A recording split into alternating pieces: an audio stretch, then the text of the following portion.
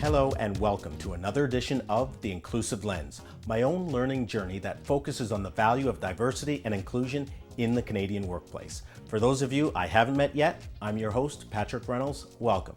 Let's get started with today's subject, a closer look at the diversity and inclusion professional in Canada. How does one get started? What does the work even look like? To help me with that, let's go to our next guest in Vaughan, Ontario. I'm Cathy Gallagher-Louisy. I've been working in diversity, equity, and inclusion for over 16 years. Currently, I have sort of three part-time jobs. I'm teaching, so I'm a professor at the Centennial College Certificate in Leadership and Inclusion. I also teach on the George Brown Diversity, Equity, and Inclusion in the Workplace program as a guest lecturer, and I'm part of the program advisory committee there. And I'm also on the faculty of the Corporate Social Responsibility program at U of T. Also, I'm an independent consultant and have my own consulting business.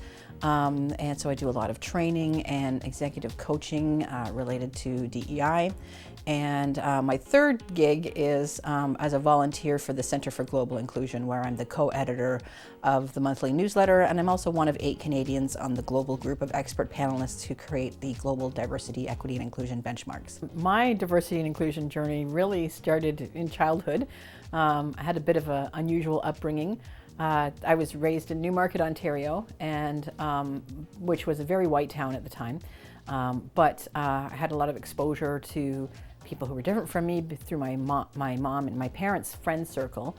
And my mom was involved in the union movement, and she taught anti-racism training. And later, actually, she ended up working at the Women's Studies Journal at York University. So I was exposed to a lot of this stuff from a young age. She used to take me to protest rallies and things like that. So I learned about racism, and I learned about social justice and equity issues from her. Then was in an interracial marriage for 27 years. And what was interesting for me is when I first met him and started walking around Toronto with a black man, I started seeing a lot of things that I had never seen before.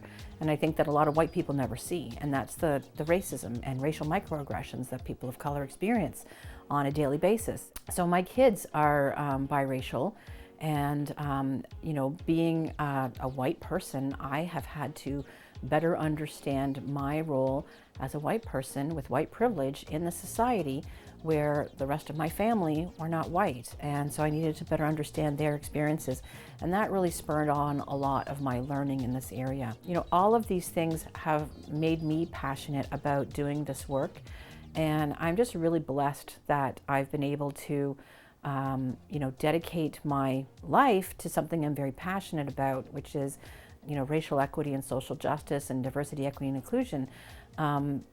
Because part of it is I want to make a better world for my kids. And I want to make a better world for everybody, where everybody feels included, where people aren't experiencing racism or sexism or homophobia or ableism or all of these things that are making life worse for people. The interesting thing is the kind of work I've been doing for the last 16 years didn't exist when I was an undergrad. So I couldn't have even studied it then, right?